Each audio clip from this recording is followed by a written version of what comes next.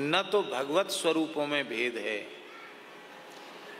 ना ही आचार्यों में भेद है, भेद हमारी बुद्धि में है।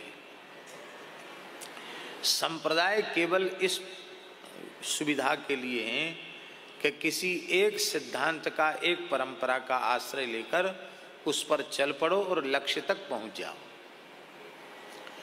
लक्ष्य पर पहुंचने के बाद कोई झगड़ा नहीं है। ठाकुर जी, आपने नाम सुना होगा, श्रीपाद तीन कौड़ी गोस्वामी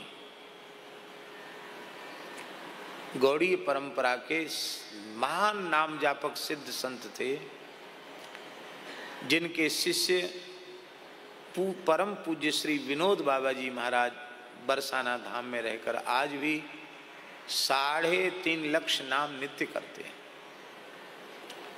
रात्रि को 3 बजे उठ जाना, स्नान आदि करके लगभग 3:45-4 बजे तक वे आसन पर बैठ जाते हैं और शाम को 4 बजे ही आसन से उठते हैं।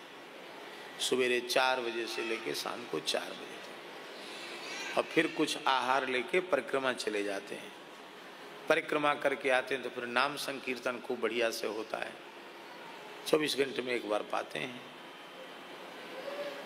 अच्छे संत हैं, हमारे ब्रज की विभूति है।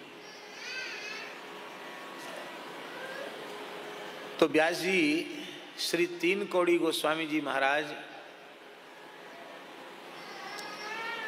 श्री चंद्र सरोवर में रह करके भजन कर रहे थे।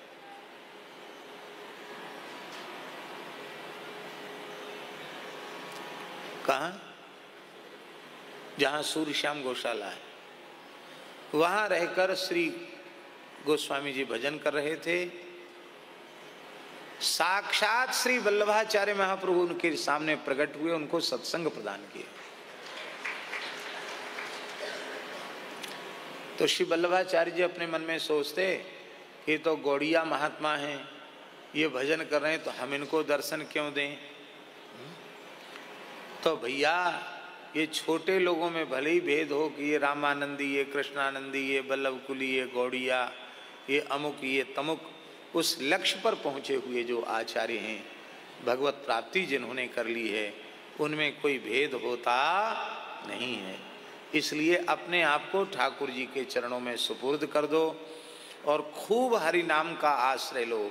श्री नाम महाराज ही आपके मार्ग को प्रकाशित कर देंगे और आपको सद्गुरु खोजना नहीं पड़ेगा। आपके जो सद्गुरु भगवान के द्वारा सुनिश्चित किए गए हैं, वे स्वतः ही प्राप्त हो जाए। बस नाम महाराज की शरण ले लो, नाम का आश्रय ले लो। हमारा भारतवर्ष उत्सव महोत्सवों का वर्ष है।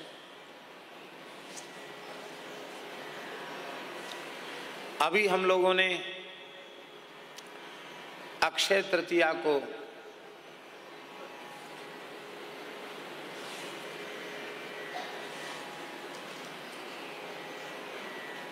श्री नरनारायण भगवान की जयंती मनाई और श्री परशुराम भगवान की जयंती मनाई।